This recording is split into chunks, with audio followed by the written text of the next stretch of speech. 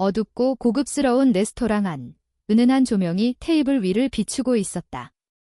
내 남편 강지훈 팀장과 그의 팀 인턴 유세라가 마주 앉아 있었다. 유세라는 오늘따라 유난히 신경 써서 꾸민 듯한 모습이었다. 반짝이는 눈으로 지훈을 바라보며 그녀는 조심스럽게 입을 열었다. 팀장님 오늘 정말 멋있으세요.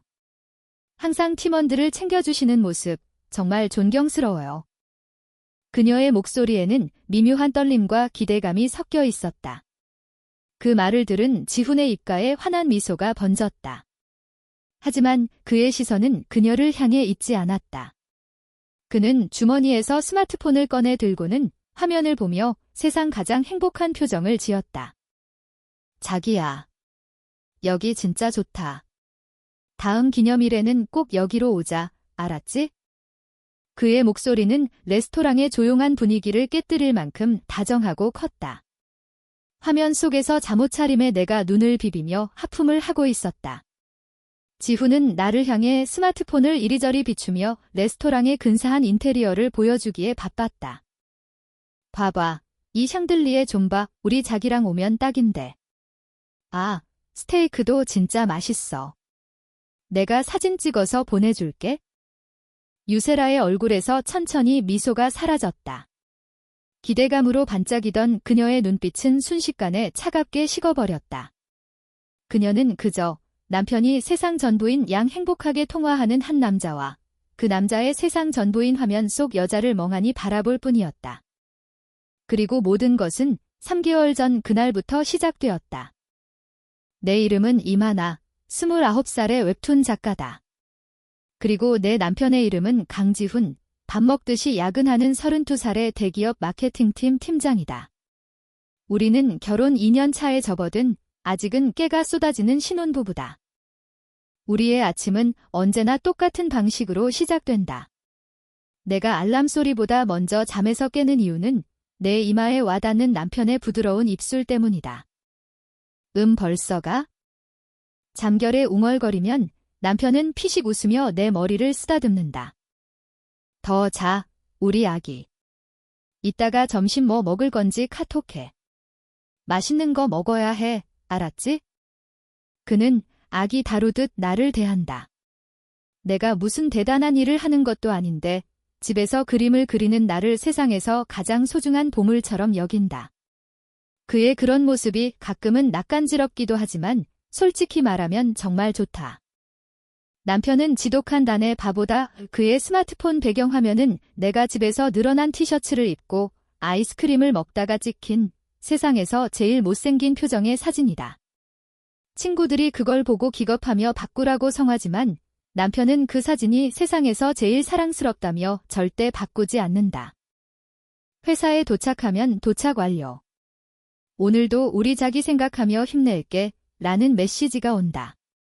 점심시간이 되면 오늘 점심은 부대찌개. 자기는 뭐 먹었어? 사진 보내줘 라며 꼬박꼬박 식단 보고를 한다. 저녁 회식이 있는 날에는 1시간 단위로 자신의 생존 신고와 함께 동료들과 찍은 사진을 보내온다. 그 사진 속에서 그는 언제나 나와의 약속처럼 술잔 대신 사이다 잔을 들고 있다. 이런 남편의 유난스러움이 나에게는 세상 가장 큰 안정감을 준다. 사실 나는 사랑에 크게 되어본 경험이 있다. 지훈을 만나기 전 나는 6년을 만난 남자친구에게 처참하게 배신당했다. 그는 나와의 미래를 약속하면서 뒤에서는 다른 여자와 새로운 미래를 그리고 있었다. 그 사실을 알게 된 날, 내 세상은 무너져 내렸다. 사랑은 변하는 것이고 영원한 믿음이란 세상에 존재하지 않는다고 생각했다. 그렇게 사람에 대한, 특히 남자에 대한 불신으로 가득 차 있던 나에게 지훈이 다가왔다. 그는 서두르지 않았다. 그저 묵묵히 내 옆에서 내 상처가 아물기를 기다려주었다. 내가 의심의 눈초리로 그를 바라볼 때도 그는 늘 한결같은 미소로 나를 안심시켰다. 하나야, 나는 내가 나를 완전히 믿을 때까지 뭐든지 보여줄 수 있어. 내 휴대폰, 내 통장, 내 하루 일과 전부 다 내가 불안하지 않은 게 나한테는 제일 중요해. 그는 정말로 그렇게 했다. 자신의 모든 것을 투명하게 공개했고 나를 자신의 세상 가장 깊은 곳으로 끌어당겼다. 그의 친구들을 모두 소개해 주었고 회식 자리에는 꼭 나를 데려가 제 아내입니다라며 자랑스럽게 소개했다. 그의 꾸준하고 변함없는 사랑 앞에서 내 마음속에 단단하게 자리 잡고 있던 불신의 벽은 나도 모르는 사이에 서서히 허물어졌다. 그리고 우리는 결혼했다. 사람들은 결혼이 사랑의 무덤이라고들 하지만 적어도 우리에게는 아니었다. 우리의 사랑은 결혼 후에 더욱 단단해지고 깊어졌다. 남편의 세상은 온전히 나를 중심으로 돌아갔고 나의 세상 역시 그로 인해 매일매일이 따뜻하고 행복했다. 나는 거실 한쪽에 마련된 작업 공간에 앉아 태블릿을 켰다. 현재 내가 구상 중인 웹툰은 로맨스 장르다. 제목은 내 남편은 아내 바보. 그렇다. 내 이야기이자 우리 남편의 이야기다. 남편의 사랑스러운 모습을 하나하나 기록하듯 그려나가는 이 작업은 나에게 일이 아니라 또 다른 형태의 연애처럼 느껴졌다. 어디 보자 오늘은 어떤 에피소드를 그릴까? 나는 남편이 아침에 출근하며 남기고 간 쪽지를 떠올렸다. 냉장고에 붙어있는 포스트잇에는 삐뚤빼뚤한 글씨로 이렇게 쓰여 있었다. 우리 공주님, 아침 거르지 말고 꼭 챙겨 먹기. 어제 먹고 싶다고 했던 과일 사놨어. 사랑해. 나는 미소를 지으며 펜을 들었다. 남편의 이런 소소한 다정함들이 모여 내 작품의 소재가 되고 내 하루의 행복이 된다. 띵동. 그때 현관 초인종이 울렸다. 택배인가 싶어 인터폰을 확인하니 화면 가득 환하게 웃고 있는 남편의 친구 박민준 대리의 얼굴이 보였다. 그는 남편과 같은 팀에서 일하는 가장 친한 동료이자 나의 훌륭한 정보원이었다. 재수 씨. 저 지나가는 길에 잠깐 들렀어요. 근처에서 외근했거든요. 문을 열어주자 민준 씨가 익숙하게 신발을 벗고 들어오며 검은 봉지를 흔들어 보였다. 재수 씨 좋아하시는 붕어빵 사왔죠. 요즘엔 슈크림이 대세라면서요? 어머, 대리님. 감사해요. 그냥 들어오시지 뭘 이런 걸 다. 에이, 우리 사이에 뭐려. 지훈이 녀석이 맨날 재수씨 자랑만 해서 제가 재수씨 팬클럽 회장입니다. 민준 씨는 너스레를 떨며 식탁에 자리를 잡았다. 나는 그에게 시원한 주스를 한 잔 내어주었다. 그는 회사에서 있었던 시시콜콜한 이야기들을 늘 재미있게 들려주곤 했다. 특히 남편이 회사에서 얼마나 간에 바보 티를 내고 다니는지에 대한 증언은 내 웹툰의 가장 중요한 소스가 되기도 했다. 아, 맞다. 재수 씨. 우리 팀의 새로운 인턴 얘기 들었어요? 민준 씨가 붕어빵을 한 입 베어 물며 무심하게 물었다. 인턴이요? 아니요, 처음 듣는데요. 지훈 씨는 그런 얘기 잘 안 해서요. 하긴, 그 녀석은 회사 일은 집에 잘 안 가져가죠. 오로지 재수 씨 얘기만 하니까. 암튼 이번에 새로운 인턴이 하나 있는데 아주 그냥 뭐랄까 파릇파릇해요. 파릇파릇하다니요. 어리고 예쁘고 싹싹하고. 팀장님 하면서 엄청 따르더라고요. 남자 직원들 사이에서 벌써 난리예요. 그의 말에 나는 순간 펜을 쥔 손에 힘을 주었다. 어리고 예쁘고 싹싹한 여자 후배. 드라마나 소설에서 수없이 봐왔던 갈등을 유발하는 전형적인 캐릭터 설정이 아닌가? 내 마음속 어딘가에서 아주 작고 희미한 불안의 싹이 고개를 드는 것 같았다. 아, 그래요? 열심히 하는 친구인가 보네요. 나는 애써 아무렇지 않은 척 대답했다. 하지만 한번 피어난 불안의 씨앗은 쉽게 사라지지 않았다. 과거의 상처가 남긴 흉터가 희미하게 욱신거리는 기분이었다. 열심히 하죠. 너무 열심히 해서 탈이지. 어제는 글쎄, 지훈이한테 다짜고짜 그러는 거 있죠. 팀장님은 향수 뭐 쓰세요? 향이 너무 좋아요, 하고. 근데 우리 강 팀장님 반응이 뭔지 알아요? 민준 씨는 웃음을 터뜨리며 말했다. 뭐라고 했는데요? 아, 이거요. 우리 와이프가 쓰는 섬유유연제 냄새인데. 향 좋죠. 우리 와이프가 빨래를 아주 잘해요. 이러는 거 있죠. 사무실 사람들 다 있는데. 진짜 못 말린다니까요. 민준 씨의 말을 듣고 나니 나도 모르게 웃음이 터져나왔다. 불안에 싹은 남편의 엉뚱한 팔불출 발언 한마디에 그대로 뽑혀나가는 기분이었다. 그래, 내 남편은 강지훈이지. 세상 그 어떤 여자가 유혹한들 우리 와이프가로 시작해서 우리 와이프가로 끝날 사람인데. 내가 무슨 걱정을 하는 걸까? 나는 다시 마음의 평화를 되찾았다. 과거의 상처는 그저 흉터일 뿐 현재의 내 행복을 위협할 수는 없었다. 적어도 그때까지는 그렇게 믿었다. 그날 저녁 남편은 평소보다 조금 늦게 퇴근했다. 현관문을 열고 들어오는 그의 얼굴에 피곤한 기색이 역력했다. 자기야, 나 왔어. 고생 많았어요. 오늘 많이 힘들었어요. 나는 달려가 그의 넥타이를 풀어주며 물었다. 그는 내 어깨에 얼굴을 묻으며 깊은 한숨을 내쉬었다. 응, 오늘 신입 인턴 교육 때문에 정신이 하나도 없었어. 아, 민준 씨한테 들었어요. 새로 온 인턴, 되게 열심히 한다면서요? 내 질문에 남편은 고개를 끄덕였다. 열심히는 하는데 아직은 너무 서툴러서 손이 많이 가, 질문도 너무 많고. 그래도 착한 것 같아. 이름이 유세라랬나? 유세라. 나는 그 이름을 마음속으로 한 번 되뇌어 보았다. 왠지 모르게 낯설지 않은, 하지만 어딘가 경계심을 불러일으키는 이름이었다. 그래도 좋은 후배가 들어왔으니 좋네요. 잘 가르쳐줘요, 강 팀장님. 알았어, 우리 마님. 지훈은 피곤한 와중에도 내 볼에 뽀뽀하는 것을 잊지 않았다. 우리는 함께 저녁을 차려 먹고 소파에 나란히 앉아 TV를 보았다. 그는 내 무릎을 베고 누워 오늘 있었던 일들을 조곤조곤 이야기했다. 회사 이야기, 새로 시작하는 프로젝트 이야기, 그리고 새로운 인턴 유세라에 대한 이야기도 조금 섞여 있었다. 그는 그녀를 그저 자직은 도움이 필요한 착한 후배 정도로만 생각하는 듯 했다. 나는 그의 머리카락을 부드럽게 쓸어 넘겨주며 그의 이야기에 귀를 기울였다. 이 평화로운 일상, 서로의 온기를 느끼며 하루를 마무리하는 이 시간이 나에게는 무엇과도 바꿀 수 없는 행복이었다. 그 어떤 불안도, 의심도 끼어들 틈이 없는 완벽한 우리만의 세계. 그날 밤, 나는 남편의 품에 안겨 잠이 들면서 생각했다. 나는 이제 더 이상 과거의 상처에 얽매이지 않는다고. 내 옆에는 세상 누구보다 나를 사랑해주는 이 남자가 있으니 나는 그 무엇도 두렵지 않다고. 하지만 나는 그때 알지 못했다. 평화로운 호수에 던져진 작은 돌멩이 하나가 얼마나 큰 파장을 일으킬 수 있는지를.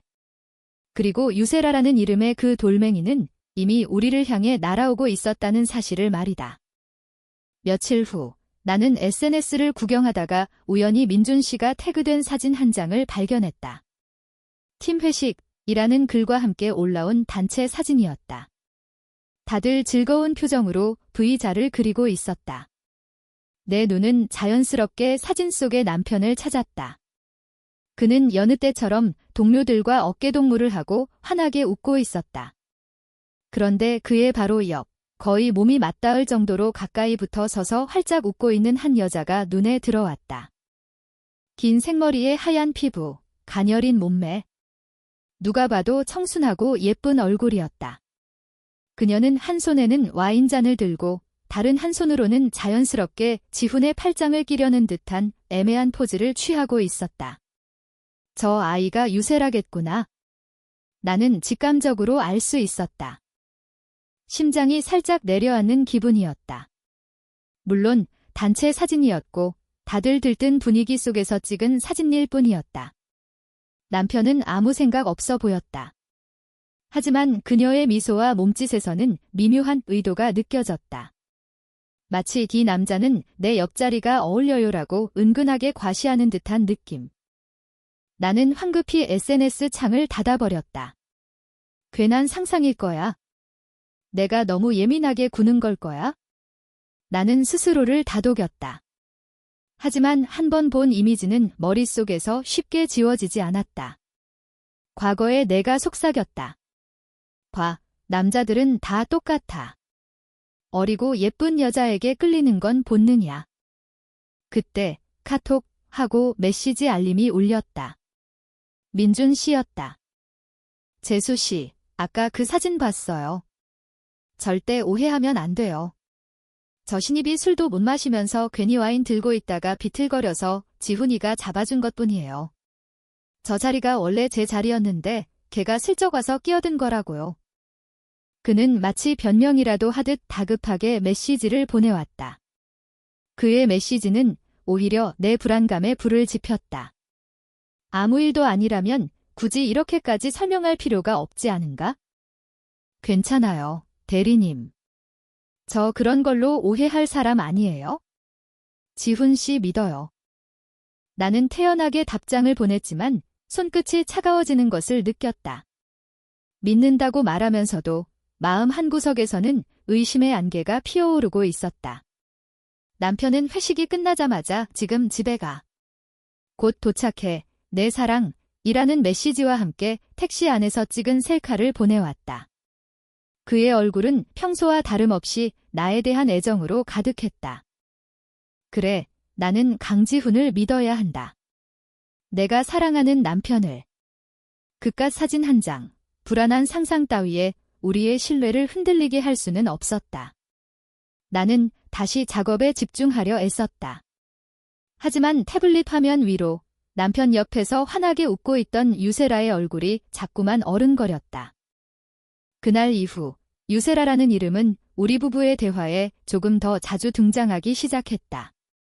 물론 남편의 입을 통해서였다.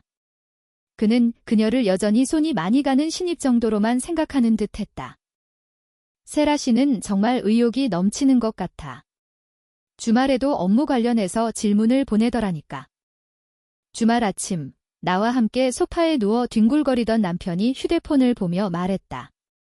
나는 그의 품에 안겨 과자를 먹다 말고 고개를 들었다. 주말에요. 주말에 왜요? 어제 설명해준 기획안에 대해 궁금한 게 있다나 봐, 자기야. 근데 이렇게 열심히 하는 거 칭찬해줘야 하는 거 맞지? 내가 너무 딱딱하게 대하는 건 아닌가 싶어서. 그는 진심으로 고민하는 얼굴이었다. 주말 아침, 아내와 보내는 달콤한 휴식 시간에 다른 여자가 보낸 업무 메시지를 확인하면서도 그는 그 상황의 미묘함을 전혀 인지하지 못했다. 그의 머릿속에는 오직 나는 좋은 상사인가라는 생각뿐인 듯했다. 나는 그의 휴대폰 화면을 힐끗 쳐다봤다. 팀장님, 주말에 방해해서 죄송해요. 어제 설명해주신 부분에서 이 부분이 잘 이해가 안 가서요. 시간 괜찮으실 때 아주 잠깐만 설명해주실 수 있을까요? 메시지 끝에 붙은 눈물 이모티콘이 유난히 거슬렸다. 그럼요. 당연히 칭찬해줘야죠. 대신 평일에 업무 시간에 물어보라고 얘기해주는 게 좋을 것 같아요. 주말은 강 팀장님도 쉬셔야 하잖아요. 그렇죠. 나는 최대한 상냥한 목소리로 하지만 단호하게 말했다. 남편은 내 말에 고개를 크게 끄덕였다. 아, 그게 맞겠다. 역시 우리 자기가 제일 현명해. 그는 곧바로 세라 씨, 열심히 하는 모습 보기 좋네요. 그 부분은 월요일에 출근해서 다시 자세히 설명해 줄게요. 주말 잘 보내요. 라고 답장을 보냈다. 그리고는 휴대폰을 저 멀리 던져두고 다시 나를 끌어안았다. 자, 이제 우리 영화 뭐 볼까? 팝콘은 내가 튀겨올게. 그의 관심은 순식간에 다시 나에게로 돌아왔다. 그의 세계에서 유세라는 정말 잠깐 스쳐 지나간 처리해야 할 업무 메일 같은 존재일 뿐이었다. 남편의 이런 단순하고 명쾌한 태도에 안도하면서도 나는 유세라의 행동이 단순한 의욕 때문만은 아닐 거라는 확신이 들었다. 그녀는 지금 아주 교묘한 방법으로 남편의 사적인 영역에 발을 들여놓으려고 시도하고 있었다. 그녀의 시도는 점점 더 노골적으로 변해갔다. 며칠 뒤 남편은 회의가 끝나고 커피를 마시다가 옷에 커피를 쏟았다며 투덜거렸다. 아, 진짜. 세라 씨가 서류 뭉치를 들고 가다가 나랑 부딪히는 바람에 다행히 뜨겁지는 않았는데 셔츠가 얼룩덜룩해졌어. 어머, 어떡해요. 잘 지워져야 할 텐데. 그 인턴분은 안 다쳤대요? 응, 다행히. 자기가 더 놀라서 어쩔 줄 몰라 하더라고. 괜찮다고 했는데도 계속 죄송하다고 하면서 물티슈로 셔츠를 닦아주겠다고 난리도 아니었어. 나는 물티슈로 남편의 셔츠를 닦아주는 유세라의 모습을 상상했다. 사람들 앞에서 걱정하는 척하며 자연스럽게 남편에게 신체 접촉을 시도하는 아주 고전적이지만 효과적인 수법. 내 웹툰에도 몇 번이나 등장했던 클리셰였다. 그래서 어떻게 했어요? 됐다고 하고 내가 화장실 가서 대충 닦았지? 근데 그 친구가 오후 내내 풀이 죽어 있어서 괜히 내가 다 미안하더라. 내일 맛있는 거라도 사줘야겠어? 나는 한숨을 참고 미소를 지었다. 잘 생각했어요. 팀장이 부하 직원 챙기는 건 당연하죠. 팀원들 다 같이 먹을 수 있는 걸로 사가면 더 좋아할 거예요.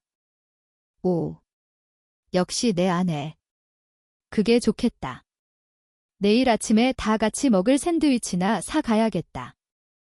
그는 내 조언을 언제나 성경 말씀처럼 받아들였다. 나는 그의 순수함이 고맙고 사랑스러우면서도 한편으로는 조금 답답했다. 저렇게 눈치가 없어서야 저 여우 같은 인터넷 수법을 어떻게 다 막아낸단 말인가. 그날 밤 나는 잠든 남편의 얼굴을 가만히 내려다보았다. 세상 모르고 곤히 잠든 얼굴은 아이처럼 평화롭기만 했다.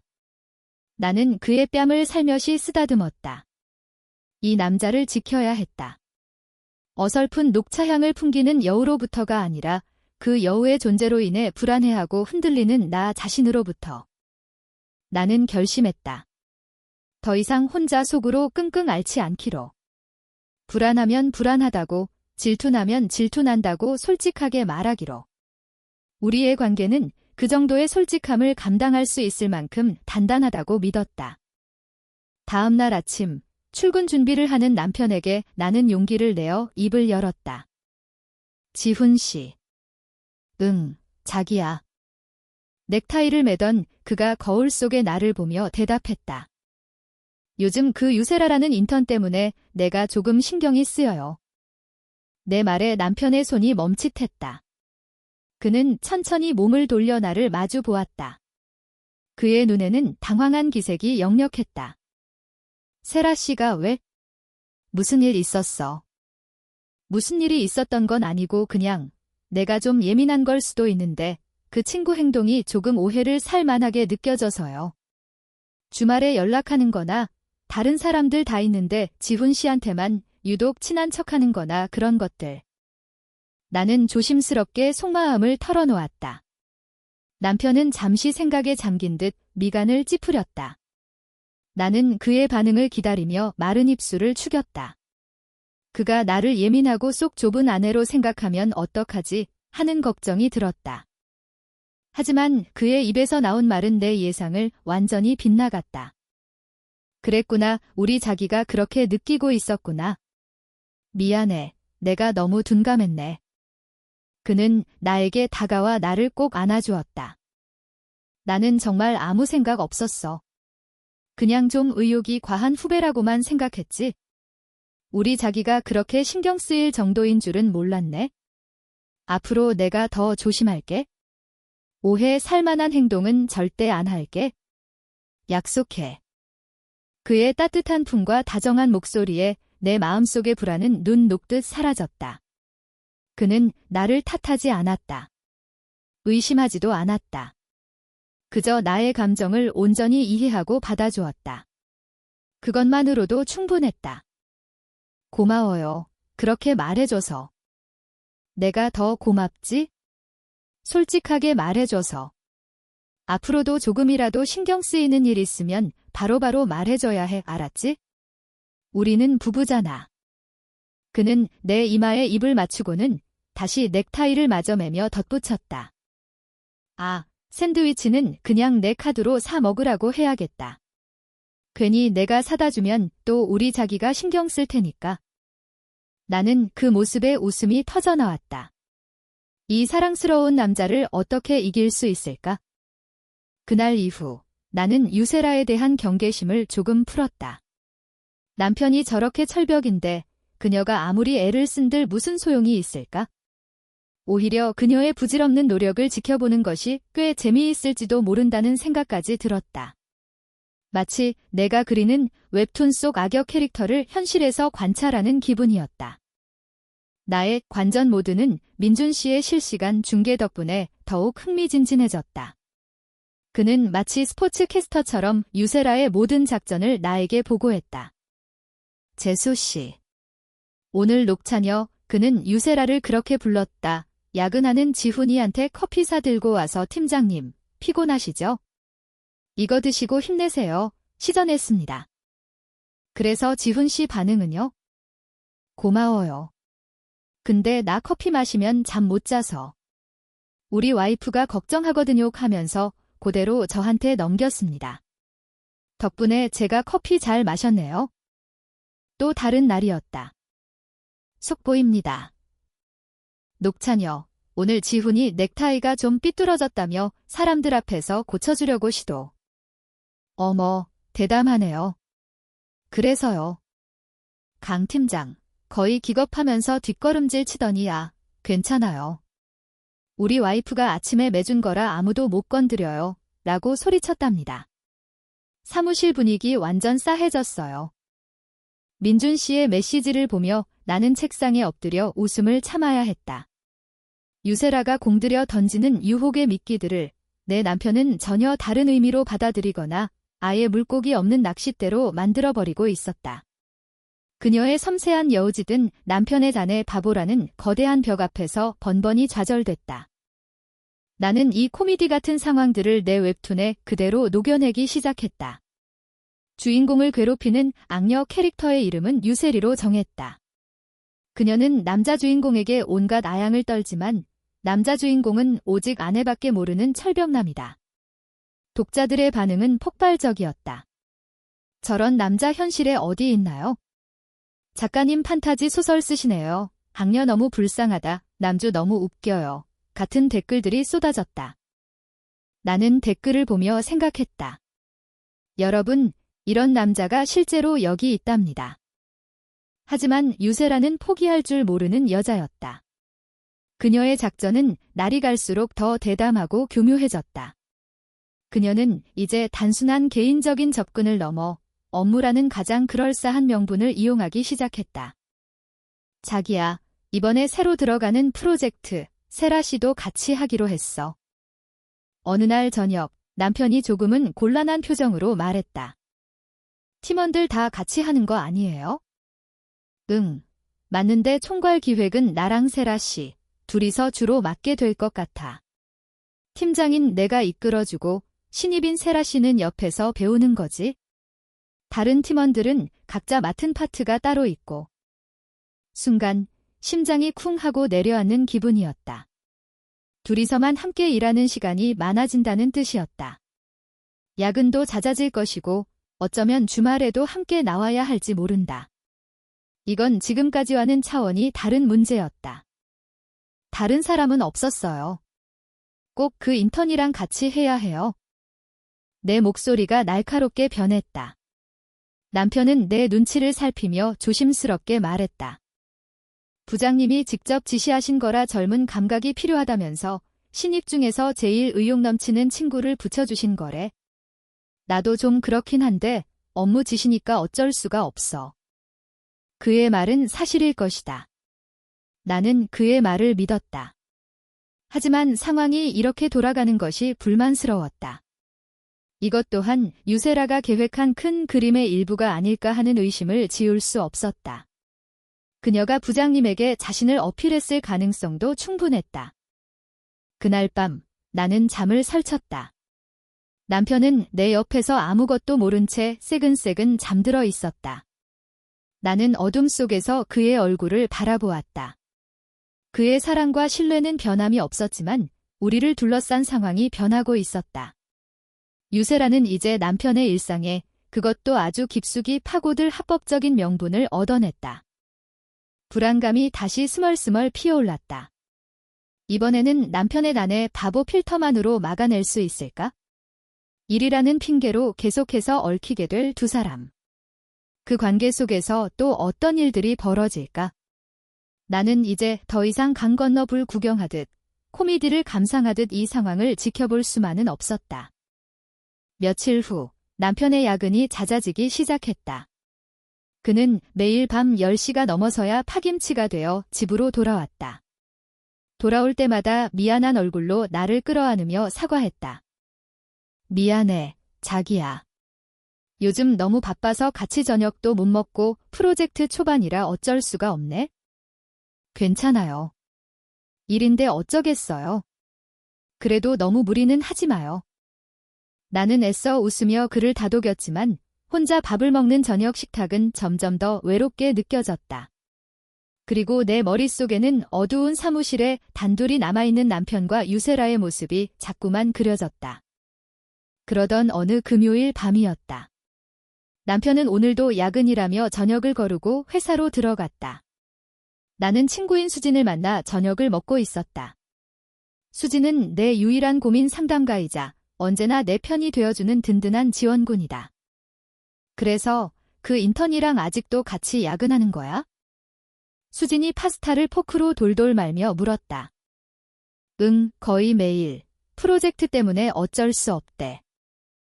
야, 임하나, 너 진짜 괜찮아. 나라면 벌써 회사 한 번 뒤집어 엎었다. 뒤집어 엎어서 뭘 어떡해.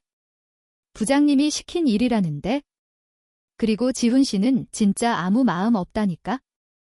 연락도 꼬박꼬박 잘하고 계속 미안해하고. 그 남자야 그렇겠지? 내 말은 그 여자가 문제라는 거야? 그 여자는 100% 내 남편한테 흑심 품고 있어. 일은 그냥 핑계고. 수진의 단호한 말에 나는 아무 대답도 할 수 없었다. 사실 나도 그렇게 생각하고 있었으니까. 바로 그때 내 휴대폰이 울렸다. 민준 씨였다. 나는 수진에게 양해를 구하고 전화를 받았다. 여보세요, 대리님. 재수 씨. 지금 어디예요? 전화기 너머로 들려오는 그의 목소리가 평소와 다르게 다급하고 심각했다. 저 친구랑 밥 먹고 있는데요. 왜요? 무슨 일 있어요? 큰일 났어요, 재수 씨. 지금 빨리 회사 근처로 와봐야 할 것 같아요. 네.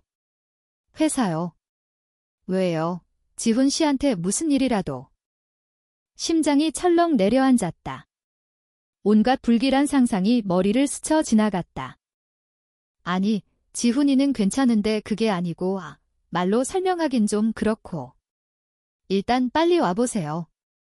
지금 사무실에 지훈이랑 그 녹차녀 단둘이 있거든요. 민준 씨의 다급한 목소리는 내 불안에 기름을 부었다. 심장이 미친 듯이 뛰기 시작했다. 사무실에 단둘이, 그리고 큰일이 났다는 민준 씨의 말에 나는 더 이상 아무 생각도 할 수 없었다. 수진에게 제대로 설명할 겨를도 없이 나는 곧바로 택시를 잡아타고 남편의 회사로 향했다. 차창 밖으로 스쳐 지나가는 서울의 야경이 눈에 들어오지 않았다. 머릿속은 온통 민준 씨의 말로 가득 차 있었다. 큰일 났어요. 사무실에 단둘이 있어요.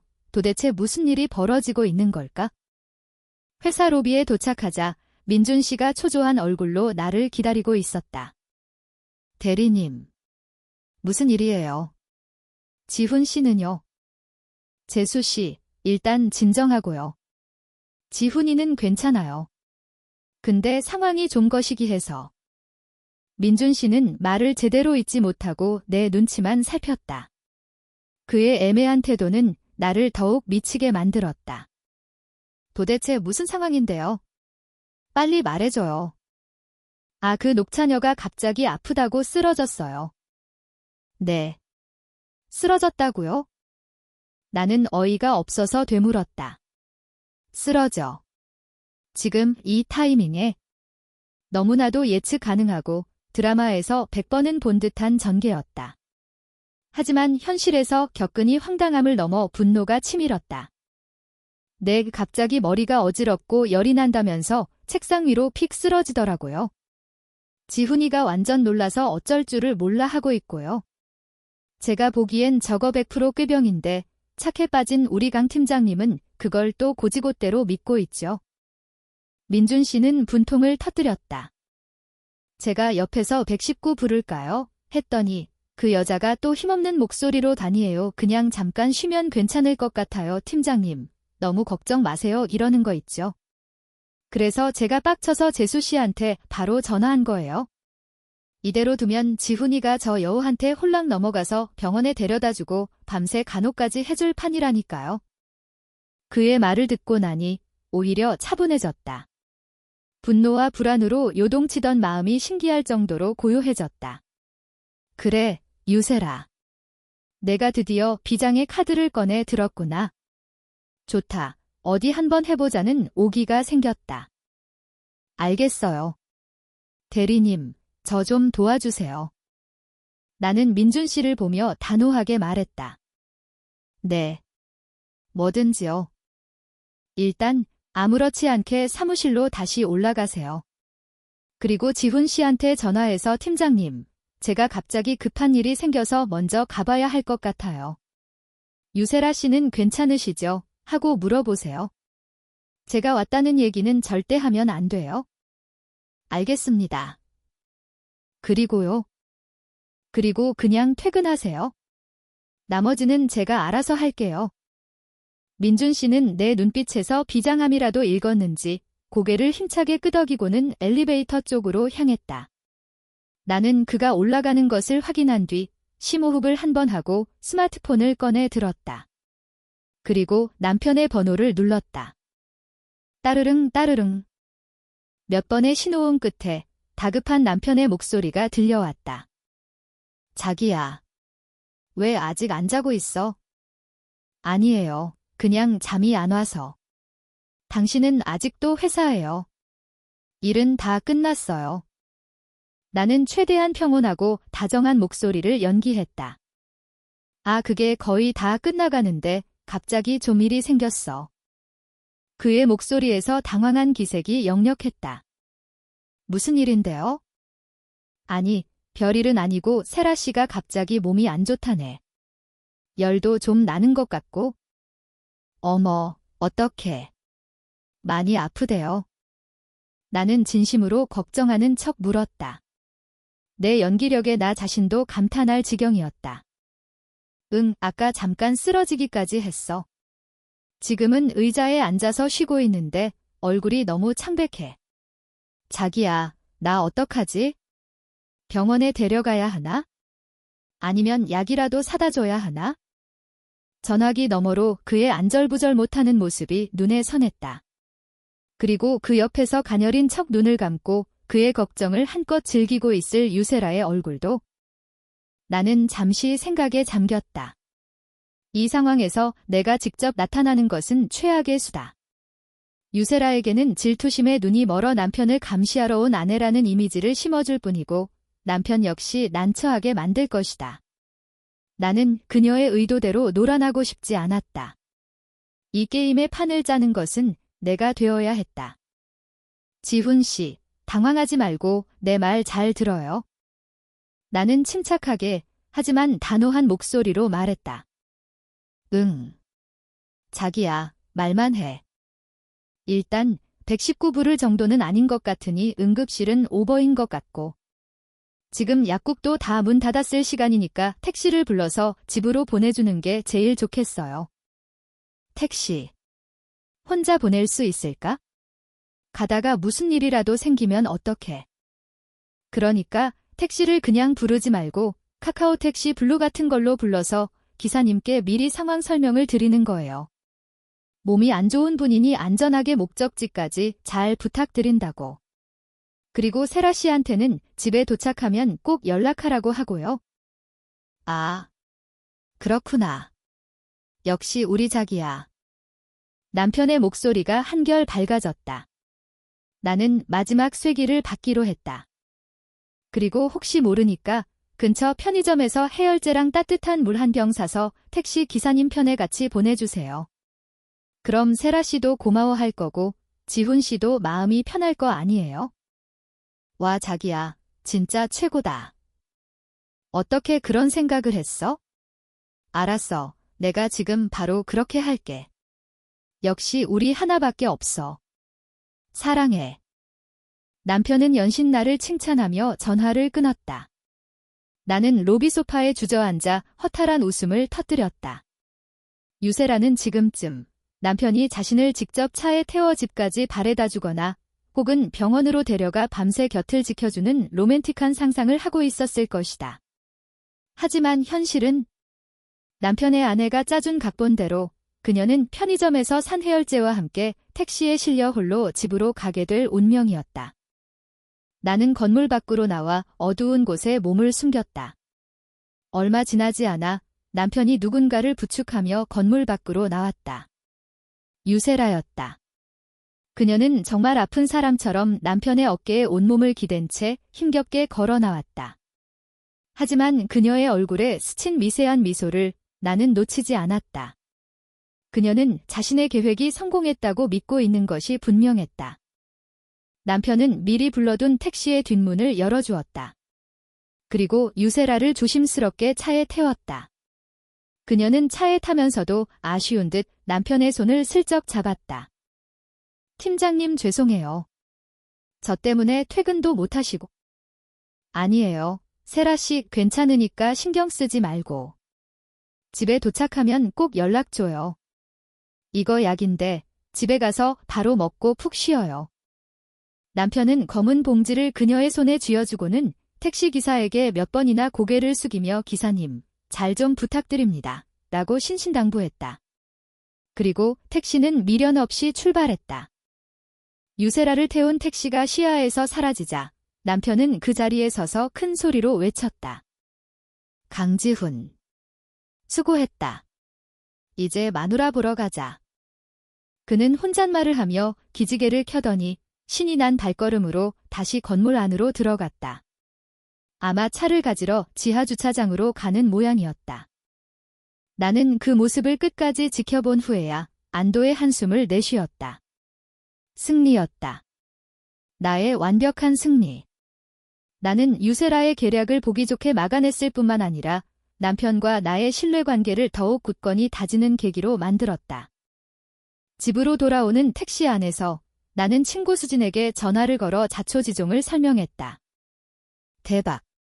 임하나, 너 완전 전략가인데? 그 여우, 지금쯤 택시 안에서 분해서 울고 있겠다.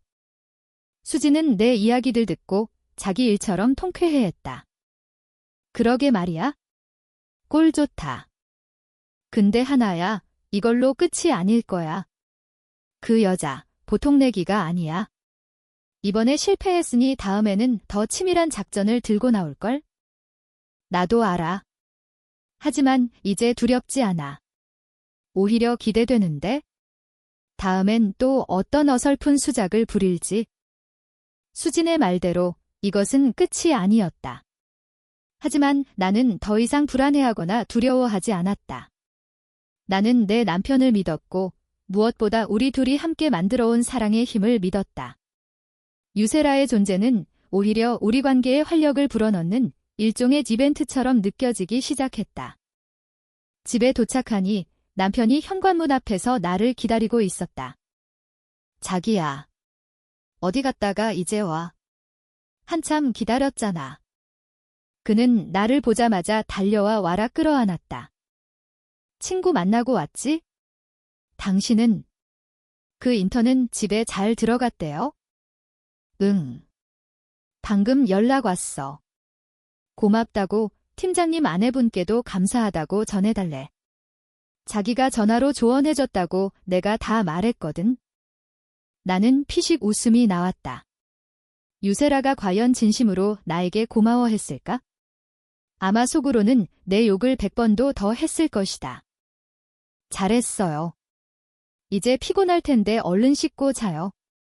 아니, 자기야. 나 오늘 그냥 못 자.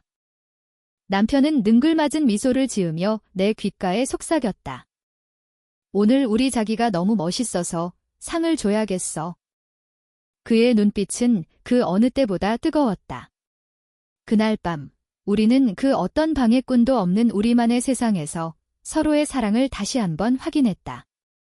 다음 주 월요일, 회사에 출근한 유세라는 완벽하게 회복된 모습이었다. 그녀는 남편에게 다가와 정중하게 고개를 숙였다. 팀장님, 지난 금요일에는 정말 감사했습니다. 그리고 사모님께도요. 그녀는 사모님이라는 단어에 유독 힘을 주어 말했다. 마치 나에 대한 선전포고처럼 들렸다. 괜찮으면 됐어요. 앞으로는 몸 관리 잘해요. 프로젝트도 중요하지만 건강이 우선이니까. 남편은 여전히 좋은 상사의 모습으로 그녀를 대했다. 하지만 그와 그녀 사이에는 이전과는 다른 미묘한 거리감이 생겨난 듯 보였다. 유세라의 행동은 조금 더 조심스러워졌고 남편은 그녀를 대할 때 업무적인 태도를 더욱 명확하게 유지했다. 하지만 그녀가 이대로 물러설 리 없었다. 그녀의 2차 공격은 예상보다 훨씬 더 교묘하고 대담한 방식으로 시작되었다. 그녀는 남편의 잔에 바보기질을 역이용하기로 마음먹은 듯했다. 그녀는 이제 남편에게 직접적으로 접근하는 대신 나에게로 화살을 돌렸다. 유세라의 새로운 전략은 내조의 여왕 코스프레였다. 그녀는 더 이상 지훈에게 개인적인 연락을 하거나 불필요한 신체 접촉을 시도하지 않았다. 대신 그녀는 지훈의 아내인 나를 챙기는 척하며 그의 주변을 맴돌기 시작했다. 팀장님, 이거 사모님 갖다 드리세요. 제가 요즘 즐겨 마시는 허브티인데 심신 안정에 좋다고 하더라고요. 사모님께서 웹툰 작가시니 작업하실 때 힘드실까 봐요. 어느 날 그녀는 예쁘게 포장된 허브티 세트를 지훈에게 건넸다. 민준 씨의 말에 따르면 그녀는 사무실의 모든 사람이 들을 수 있는 큰 목소리로 말했다고 한다. 지훈은 잠시 당황했지만 아내를 챙겨주는 후배의 성의를 무시할 수는 없었다. 아, 고마워요. 세라식 집사람이 좋아하겠네요. 그날 저녁, 지훈은 허브티 세트를 들고 와 내게 건넸다. 자기야, 이거 세라씨가 자기 주라고 하더라. 작업할 때 마시래? 나는 향긋한 캐모마일 향이 나는 상자를 내려다보며 헛웃음을 지었다. 참으로 영리한 방법이었다. 남편의 아내를 위하는 척 선물을 함으로써 그녀는 저는 팀장님께 사심이 없어요. 오히려 팀장님의 가정을 응원하는 착한 후배랍니다라는 이미지를 구축하고 있었다. 동시에 이 선물을 통해 그녀는 자신의 존재를 우리 부부의 일상에 끊임없이 각인시켰다. 어머, 고맙다고 전해줘요. 센스 있네. 나는 아무렇지 않은 척 허브티를 받아 찬장에 넣었다. 물론 단 한 번도 꺼내 마시지 않았다. 그녀의 선물 공세는 계속되었다. 사모님께서 좋아하실 것 같아서요라며 유명 베이커리에 쿠키를 보내오기도 하고 이 핸드크림 향이 좋아서 사모님 생각이 났어요라며 핸드크림을 건네기도 했다. 지훈은 그녀의 의도를 전혀 파악하지 못한 채 그저 참착하고 싹싹한 후배라며 그녀의 선물을 꼬박꼬박 집으로 가져왔다. 나는 그녀가 보낸 물건들이 쌓여가는 것을 보며 생각했다. 그녀는 이 물건들을 통해 나에게 끊임없이 말을 걸고 있었다. 당신이 모르는 회사에서 나는 당신 남편과 이렇게 가깝게 지내요. 당신 남편의 취향, 일과 모든 것을 공유하고 있죠. 당신은 그저 집에서 그림이나 그리는 사람이지만 나는 그의 성공을 바로 곁에서 돕는 파트너예요. 그녀의 도발은 나를 자극했다. 질투심보다는 경쟁심에 가까운 감정이었다. 그래, 어디 한번 해보자는 거네. 나는 그녀의 도전을 정면으로 받아주기로 했다. 나는 다음 날 아침, 평소보다 훨씬 더 정성껏 남편을 위한 도시락을 쌌다. 그가 가장 좋아하는 반찬들로 가득 채운 3단 도시락이었다. 그리고 작은 카드에 메시지를 적어 넣었다. 우리 남편, 이거 먹고 힘내요. 다른 사람이 주는 쿠키보다 내 사랑이 가득 담긴 밥이 최고지? 사랑해. 나는 도시락 가방을 들고 직접 남편의 회사 근처로 갔다. 그리고 점심시간에 맞춰 그에게 전화를 걸었다. 자기야. 점심 먹었어요. 아니, 이제 막 먹으려고. 오늘은 또 세라 씨가 맛있는 샌드위치 집을 알아왔다면서. 그의 말이 끝나기도 전에 내가 말을 잘랐다. 먹지 마요. 내가 지금 회사 앞에 와 있으니까 잠깐만 내려와요. 뭐? 자기가 왜 거기 있어? 놀란 그의 목소리가 들려왔다. 잠시 후 지훈이 한 걸음에 로비로 달려 내려왔다. 나는 활짝 웃으며 그에게 도시락 가방을 건넸다. 짜잔. 서프라이즈. 당신 좋아하는 걸로만 쌌으니까 맛있게 먹어요. 지훈은 감동한 얼굴로 도시락 가방을 받아 들었다. 그의 눈에는 아내에 대한 사랑과 고마움이 가득했다. 자기야, 진짜 감동이야. 이걸 언제 다 준비했어? 당신 힘내라고 준비했지? 아, 그리고 이건 민준 씨랑 다른 팀원들 거 다 같이 나눠 먹어요. 나는 미리 준비해온 다른 쇼핑백을 건넸다. 그 안에는 팀원 수에 맞춰 포장한 과일과 음료수가 들어있었다. 내 조에도 클래스의 차이가 있다는 것을 보여주고 싶었다. 역시 우리 자기밖에 없어. 고마워. 정말 잘 먹을게. 지훈은 내 이마에 뽀뽀를 하고는 신이 나서 사무실로 올라갔다. 잠시 후 민준 씨에게서 카톡이 왔다. 재수 씨, 완전 대박. 지금 사무실, 재수 씨가 보낸 도시락이랑 과일 때문에 축제 분위기입니다. 강 팀장 어깨가 하늘까지 솟았어요. 그리고 녹차녀 표정은 완전 썩었습니다. 완벽한 승리입니다. 나는 메시지를 보며 만족스러운 미소를 지었다. 유세라, 내가 아무리 애를 써봤자 진짜 아내의 내공을 따라올 수는 없을 것이다. 나와 유세라에 보이지 않는 내조 전쟁은 그렇게 한동안 계속되었다. 그녀가 지훈에게 피로회복제를 선물하면 나는 다음 날 직접 만든 건강 주스를 회사로 배달시켰다. 그녀가 팀장님 셔츠에 단추가 떨어진 것 같아요라며 바느질 세트를 꺼내 들면 나는 그날 저녁 지훈의 모든 셔츠를 완벽하게 점검하고 다림질해 놓았다. 이 기묘한 경쟁 속에서 가장 신이 난 것은 지훈과 민준 씨를 비롯한 팀원들이었다. 그들은 매일같이 이어지는 간식과 선물 공세에 즐거워했고 지훈은 역시 결혼하길 잘했다며 입이 닳도록 아내 자랑을 하고 다녔다. 유세라는 점점 초조해지는 듯했다. 그녀의 그 어떤 노력도 지훈에게는 그저 착한 후배의 고마운 성의로만 받아들여질 뿐 그 이상으로 나아가지 못했다. 오히려 그녀가 나를 챙길수록 지훈은 나에 대한 애틋함과 사랑을 더욱 노골적으로 표현했다. 그녀의 전략은 완벽한 자충수가 되고 있었다. 결국 유세라는 이대로는 안 되겠다고 판단한 모양이었다. 그녀는 자신의 계획이 실패로 돌아가고 있다는 것을 깨닫고 더욱 과감하고 위험한 승부수를 던지기로 결심했다. 그리고 그 승부수는 우리 부부의 관계를 가장 큰 시험대에 오르게 만들었다. 사건은 회사 워크숍을 며칠 앞두고 터졌다.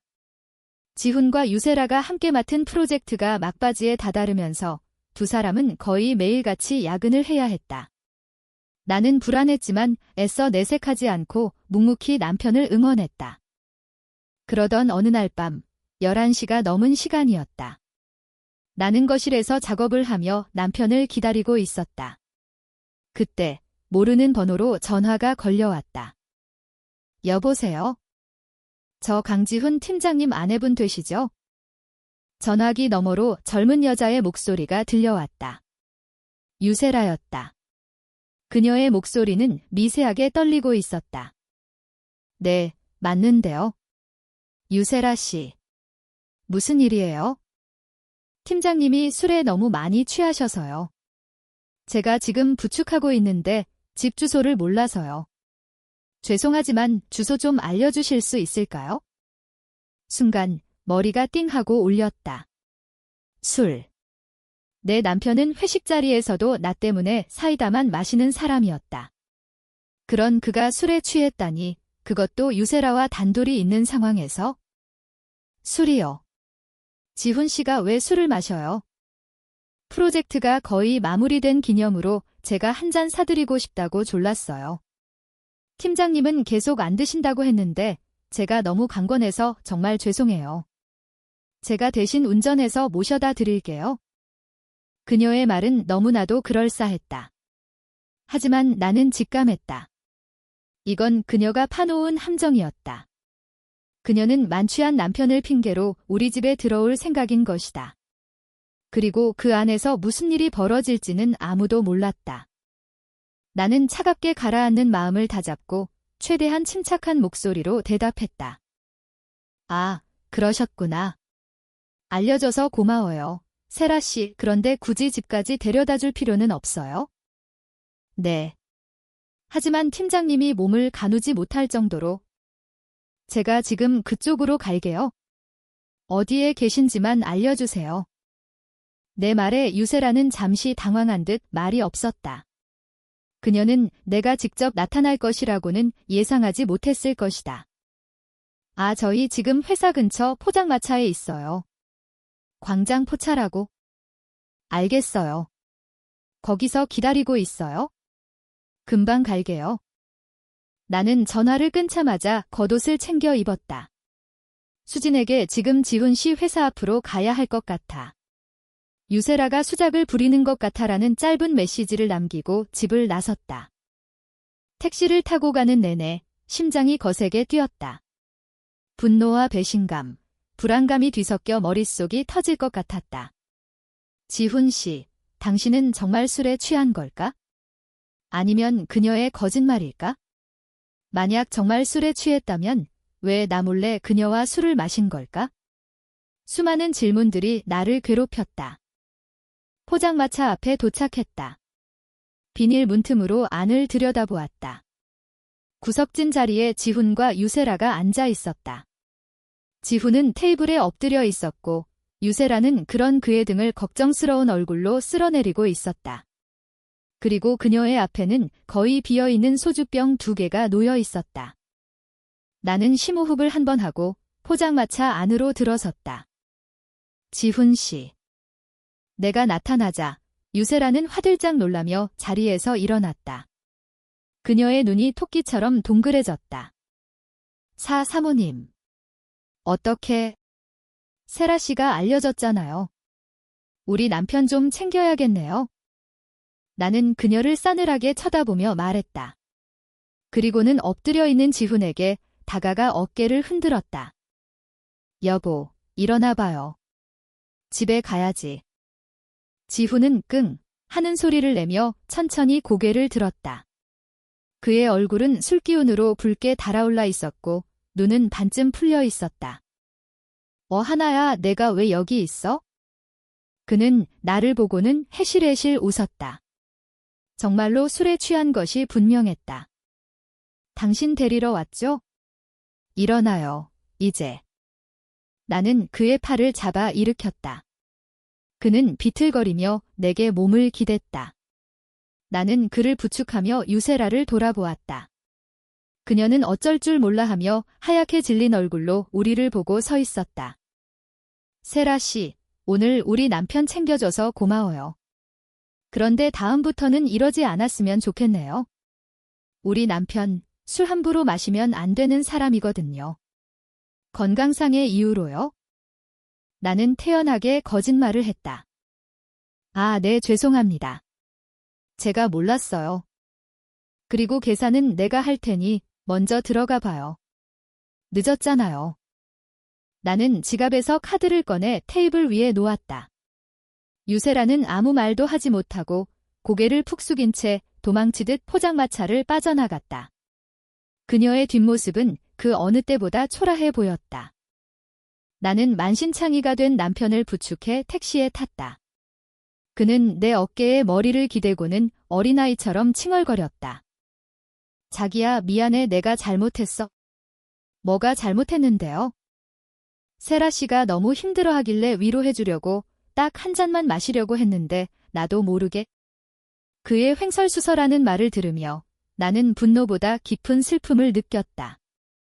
유세라는 지훈의 동정심을 자극하는 방법을 쓴 것이다.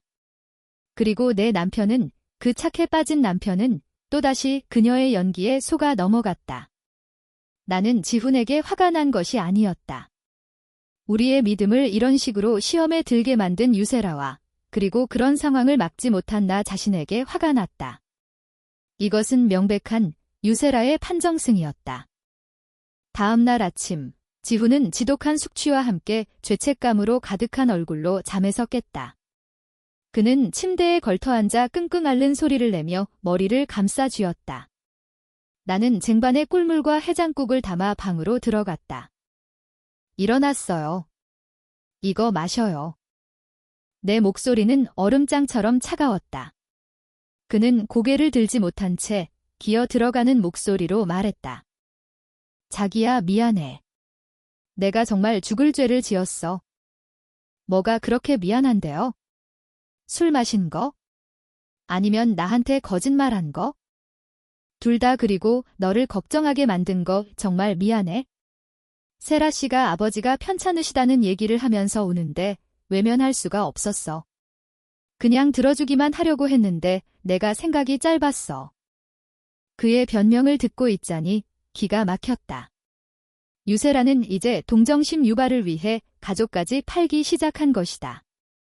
정말 지독한 여자였다. 나는 그의 옆에 앉아 쟁반을 내려놓았다. 그리고 그의 얼굴을 마주보도록 돌렸다. 지훈 씨, 나는 당신이 다른 여자랑 술 마셨다고 해서 화난 게 아니에요. 나는 당신이 나한테 한 약속을 어겨서 화난 거야. 어떤 상황에서든 나를 불안하게 만들지 않겠다고 했잖아요. 나에게 숨기는 일은 없을 거라고 했잖아요. 그런데 당신은 어제 나를 속였어. 그게 나를 너무 슬프게 해. 내 목소리가 떨려 나왔다. 애써 참았던 눈물이 뺨을 타고 흘러내렸다. 내 눈물을 본 지훈의 얼굴이 하얗게 질렸다. 그는 어쩔 줄 몰라 하며 내 손을 잡았다. 하나야, 울지 마. 제발, 내가 다 잘못했어. 정말이야. 다시는 그런 일 없을게. 내가 어떻게 하면 내 마음이 풀리겠어? 응. 내가 무릎이라도 꿇을까? 그는 정말로 침대에서 내려와 내 앞에 무릎을 꿇으려고 했다. 나는 그의 어깨를 잡아 말렸다. 됐어요. 무릎 꿇는다고 해결될 문제가 아니야. 나는 눈물을 닦고 그를 똑바로 쳐다보았다. 지금이 바로 모든 것을 매듭지을 때라고 생각했다. 이 지긋지긋한 관계를 끝내야 했다. 지훈 씨, 유세라 씨, 당신한테 마음 있어요. 알아요. 내 직설적인 질문에 그는 당황한 기색이 역력했다. 무슨 소리야? 그냥 직장 후배일 뿐이야. 아니. 당신은 그렇게 생각할지 몰라도 그 사람은 아니야. 지금까지 그 사람이 했던 모든 행동들, 선물, 친절, 심지어 어젯밤의 눈물까지 전부 당신을 유혹하기 위한 수단이었어. 당신은 그걸 정말 몰랐어?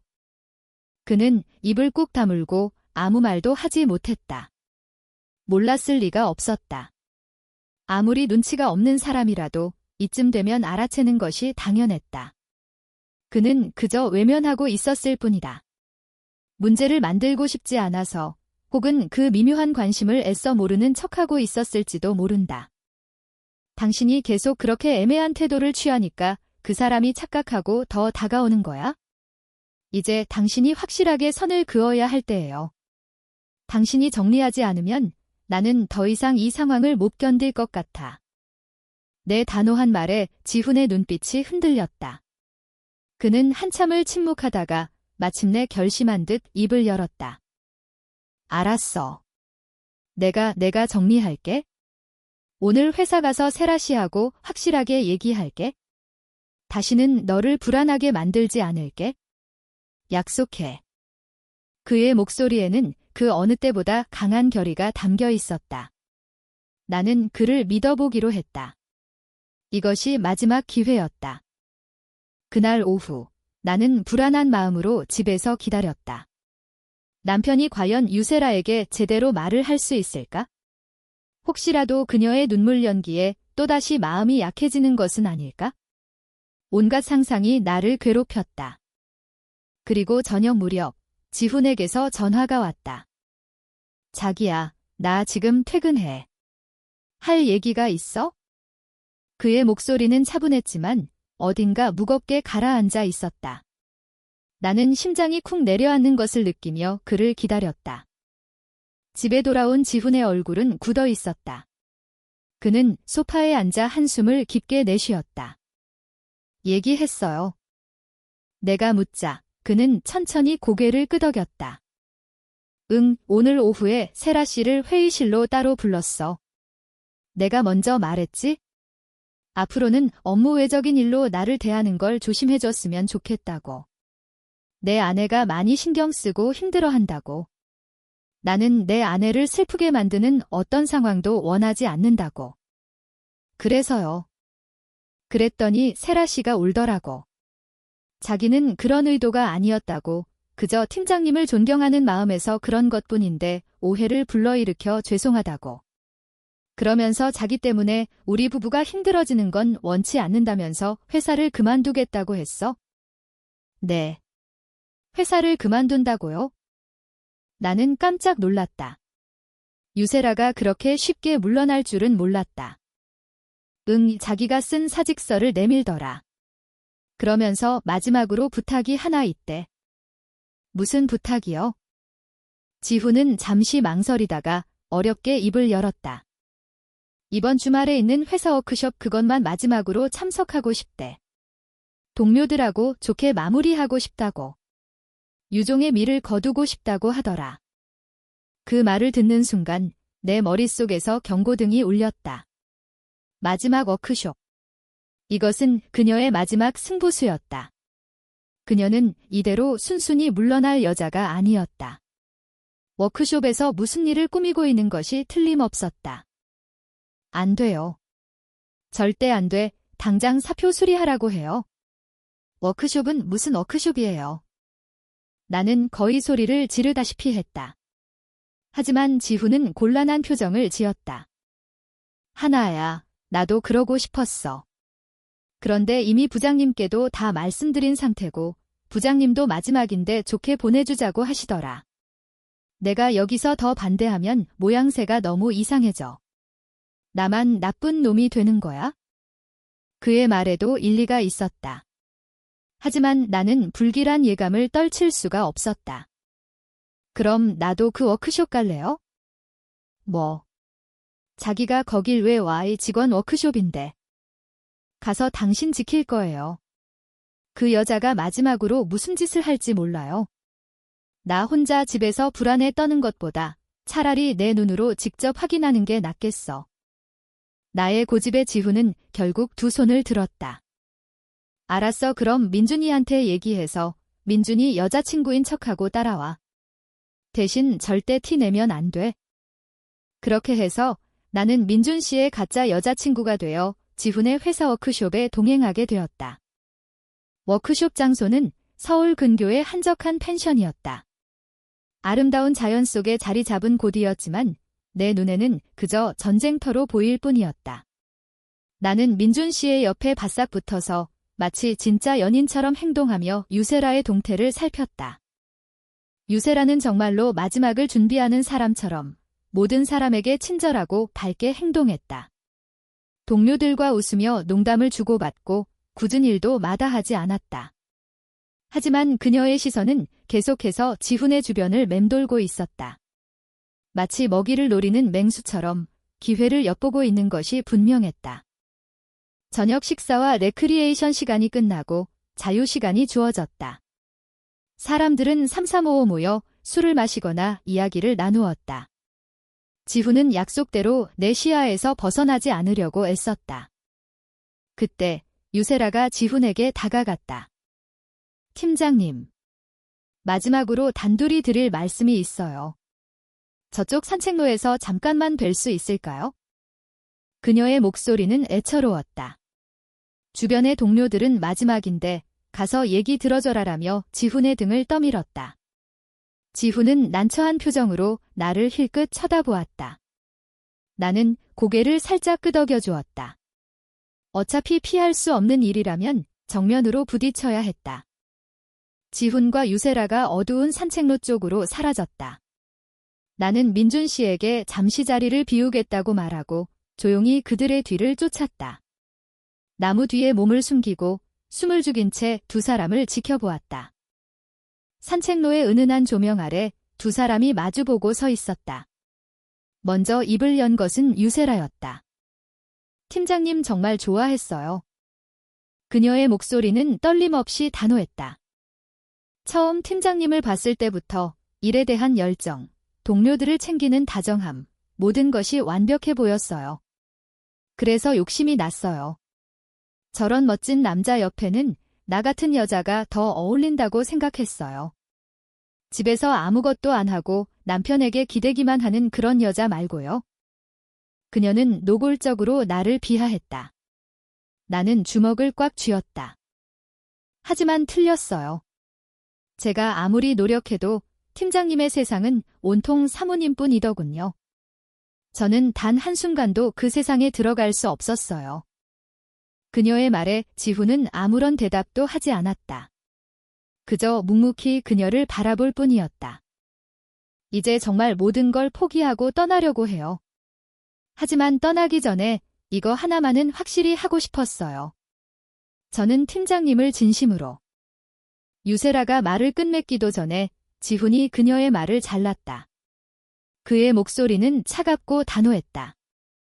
세라 씨.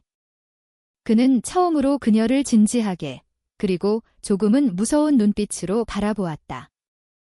세라 씨가 나를 어떻게 생각했는지는 모르겠지만 나한테 성공이라는 건 더 높은 자리에 오르거나 더 많은 돈을 버는 게 아니에요. 그는 품에서 스마트폰을 꺼내 화면을 켰다. 화면에는 내가 집에서 뒹굴다가 우스꽝스러운 표정으로 찍힌 사진이 환하게 빛나고 있었다. 나한테 성공은 하루빨리 일을 마치고 이 사람에게 달려가는 거예요. 이 사람이 내 세상의 전부고 내 모든 노력의 이유니까. 세라 씨가 말하는 아무것도 안 하는 여자가 나에게는 우주보다 더 소중한 사람입니다. 그의 말 한마디 한마디가 내 심장에 박혔다. 눈물이 핑 돌았다. 그러니 더 이상 내 아내를 모욕하지 말아줬으면 좋겠네요.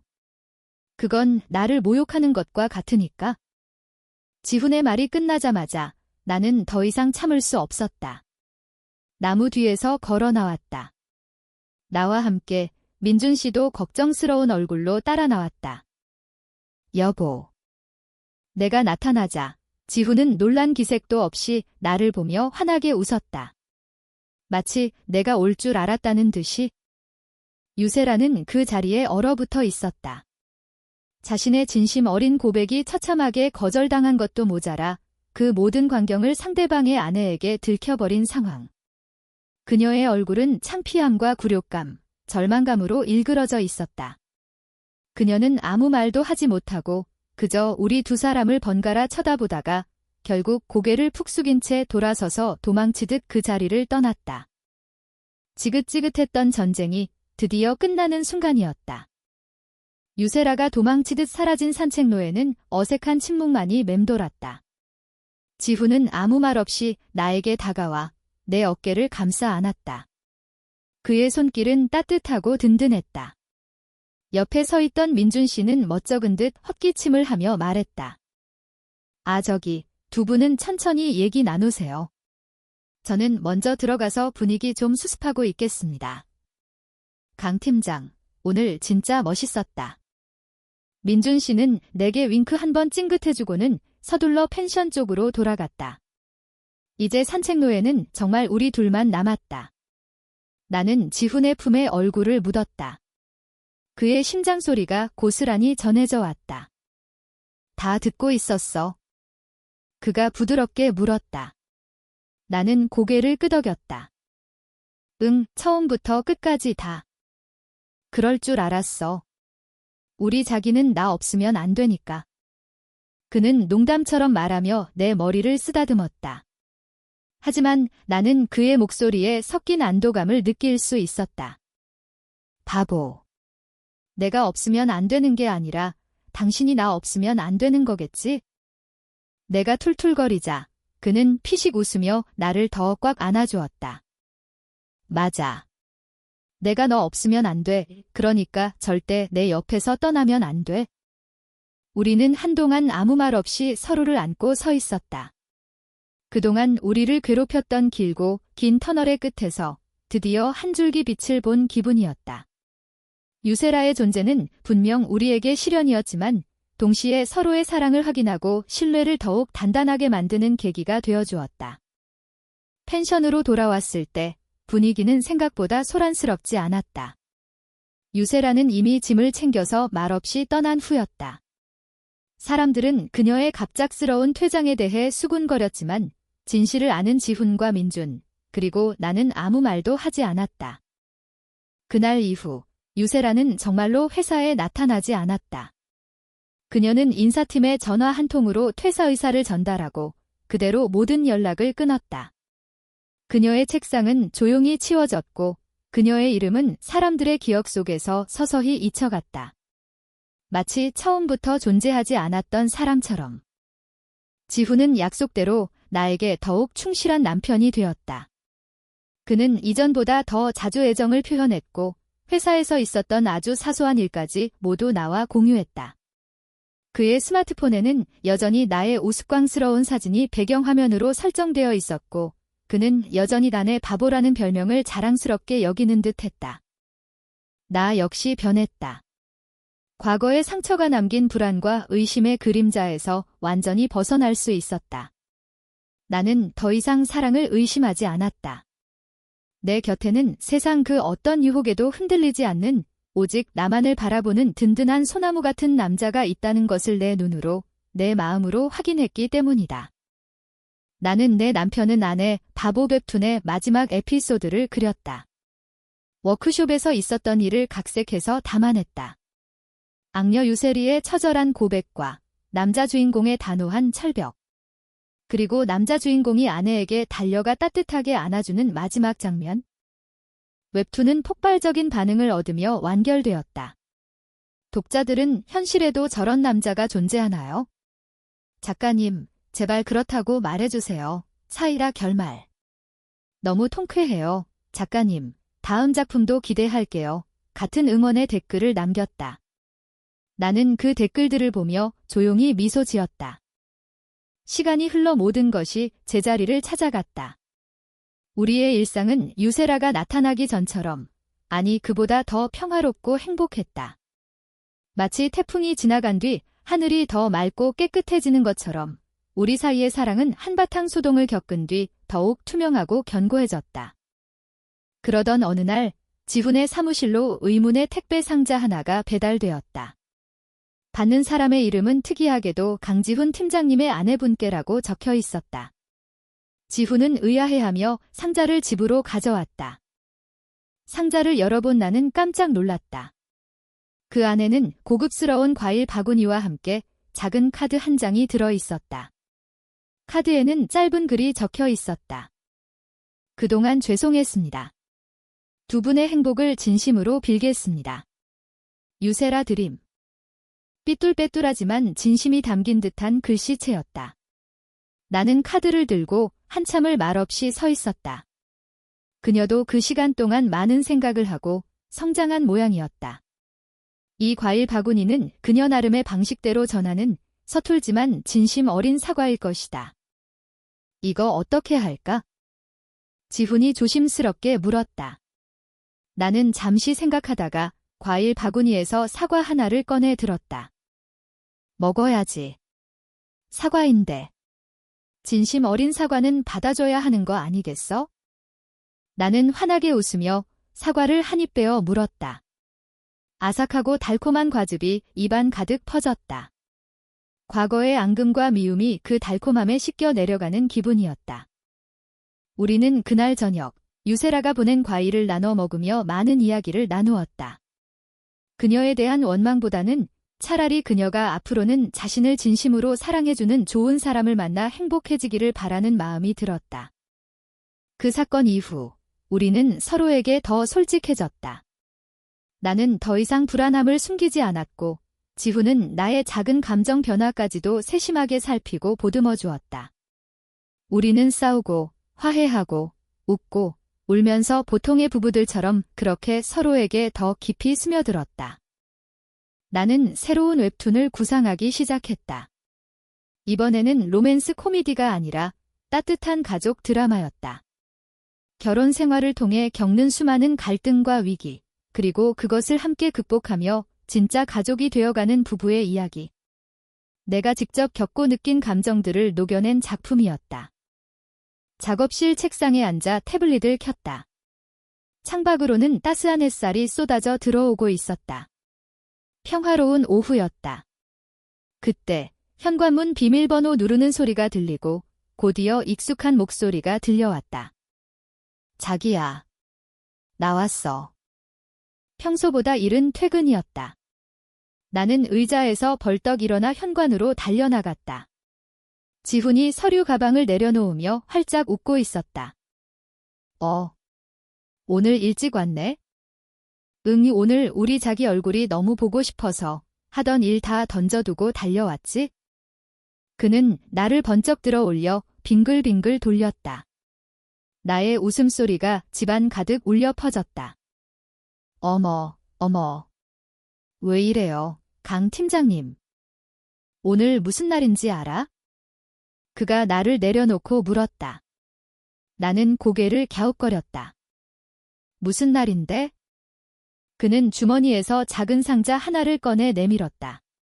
내가 좋아하는 브랜드의 로고가 찍힌 예쁜 리본으로 묶인 상자였다. 이게 뭐야? 열어봐. 상자를 열자 그 안에는 심플하지만 우아한 디자인의 목걸이가 반짝이고 있었다. 이건 왜? 우리가 처음 만난 날이잖아, 오늘. 잊어버렸어. 아, 그랬다.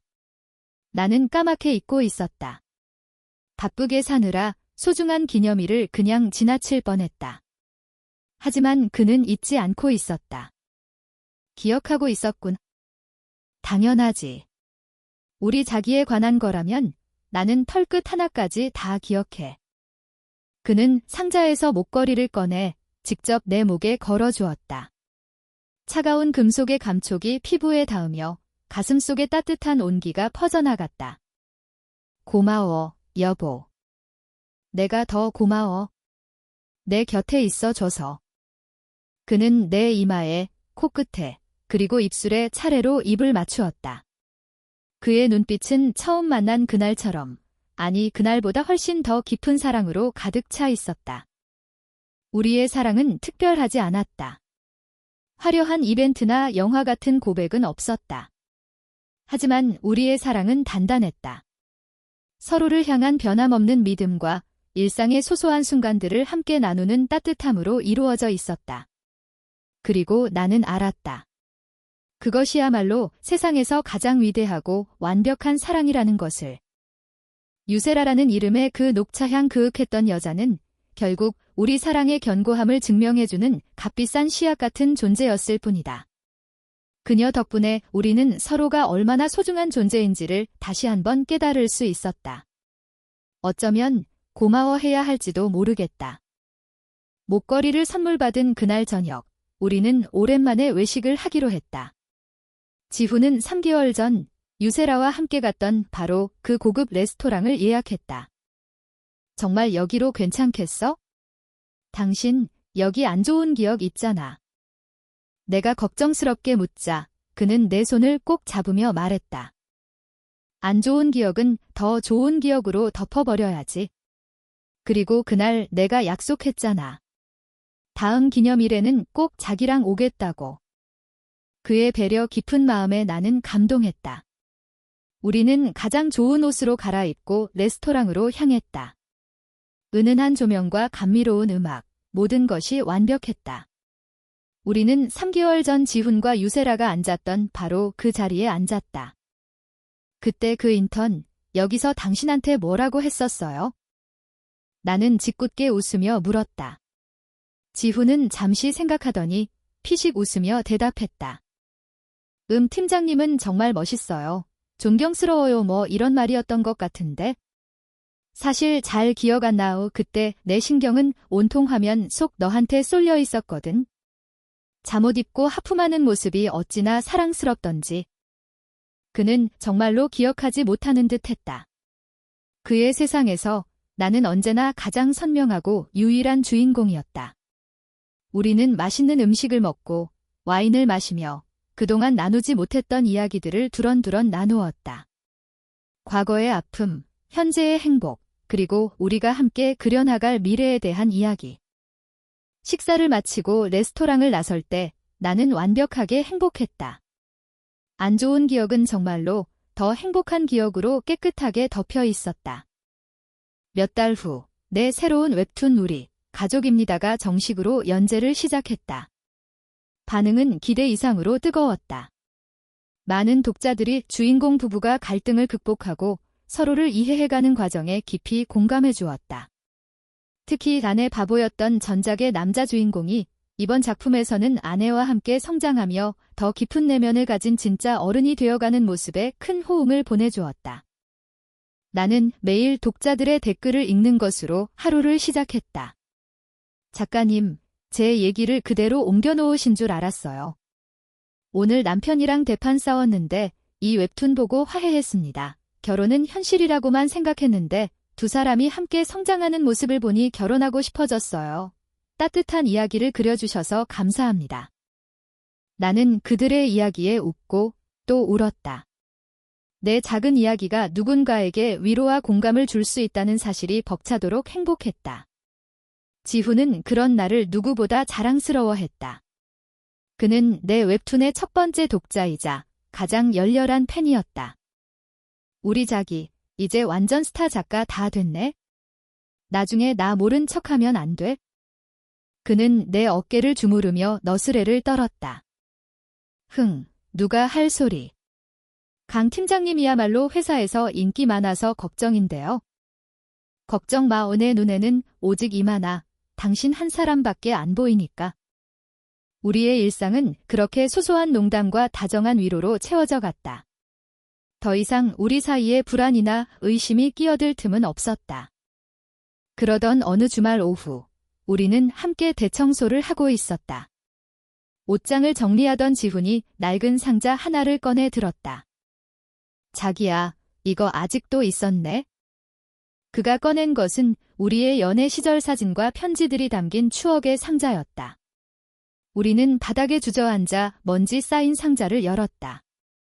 풋풋하고 어색했던 시절의 사진들, 서로에게 써준 손편지, 함께 본 영화 티켓까지. 우리의 모든 역사가 그 안에 고스란히 담겨 있었다. 이 사진 기억나? 우리 처음 춘천으로 여행 갔을 때. 지훈이 가리킨 사진 속에는 촌스러운 커플티를 입고 어색하게 웃고 있는 20대의 우리가 있었다. 그럼 기억나지? 당신이 기차 시간 착각해서 1시간이나 기다렸잖아. 그 대신 내가 닭갈비 사줬잖아. 우리는 어린 시절의 앨범을 펼쳐보듯 한참 동안 추억에 잠겼다. 수많은 사진과 편지들 속에서 나는 지훈이 나에게 처음으로 고백하며 써주었던 편지를 발견했다. 삐뚤빼뚤한 글씨로 그의 진심이 담뿍 담겨있는 편지였다. 하나 씨에게. 당신을 처음 본 순간 제 세상은 온통 당신으로 가득 찼습니다. 웃는 모습, 말하는 모습, 가끔은 멍하니 창밖을 보는 모습까지 당신의 모든 것이 저를 설레게 합니다. 저는 가진 것도 없고 내세울 것도 없는 사람이지만 당신을 행복하게 해줄 자신 하나만은 있습니다. 부디 제 진심을 받아주세요. 당신의 남자가 되고 싶습니다. 나는 편지를 읽으며 다시금 눈시울이 붉어졌다. 그는 정말로 그 약속을 지켰다. 그는 언제나 나를 세상에서 가장 행복한 여자로 만들어 주었다. 여보. 내가 그를 부르자 그는 사진을 들여다보다 말고 나를 돌아보았다. 나랑 결혼해줘서 고마워. 내 갑작스러운 고백에 그는 잠시 놀란 듯 하더니 이내 세상 가장 따뜻한 미소로 화답했다. 나야말로 내 아내가 되어줘서 고마워. 이만아 작가님. 우리는 서로를 마주보며 환하게 웃었다. 햇살이 거실을 가득 채우고 먼지가 공기 중에서 반짝이며 춤을 추었다. 그 순간 나는 깨달았다. 우리가 함께하는 모든 평범한 순간들이 바로 기적이고 행복이라는 것을. 그날 이후로도 우리의 삶에는 크고 작은 파도들이 계속해서 찾아왔다. 때로는 의견 차이로 다투기도 하고 힘든 현실에 지쳐 서로에게 상처를 주기도 했다. 하지만 우리는 더 이상 그 파도를 두려워하지 않았다. 우리는 함께 손을 잡고 파도를 넘는 법을 배웠기 때문이다. 우리는 서로의 가장 든든한 방파제이자 가장 안전한 항구였다. 시간이 더 흘러 나는 임신을 했다. 그 소식을 들은 날 지훈은 아이처럼 엉엉 울었다.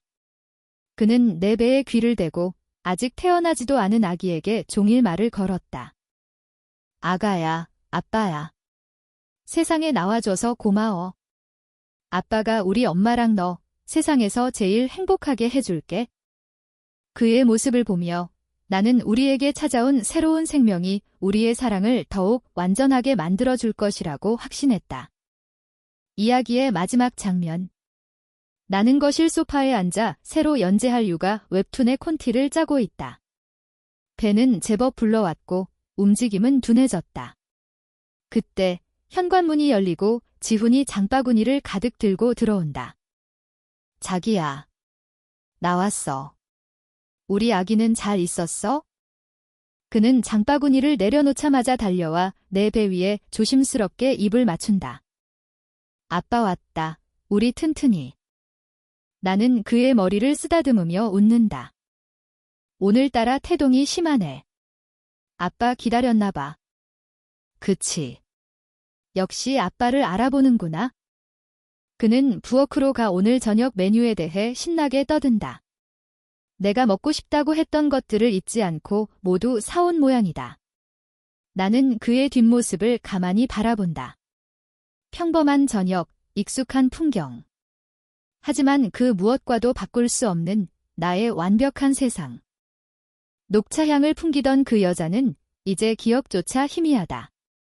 그녀가 남기고 간 것은 상처가 아니라 오히려 우리를 더욱 단단하게 묶어준 교훈이었다. 진정한 사랑은 어떤 유혹에도 흔들리지 않으며 서로에 대한 굳건한 믿음이야말로 모든 관계의 가장 강력한 기반이라는 것. 나는 태블릿을 들어 펜을 움직인다. 새로운 이야기의 첫 장면을 그리기 시작한다. 현관문을 열고 들어오는 남편, 그를 반갑게 맞는 아내, 그리고 그들의 세상 전부인 곧 태어날 아기. 내 남편은 여전히 지독한 아내 바보다. 그리고 나는 그런 그의 유일한 바보가 될 수 있어서 세상에서 가장 행복한 여자다. 우리의 이야기는 이제부터가 진짜 시작이다.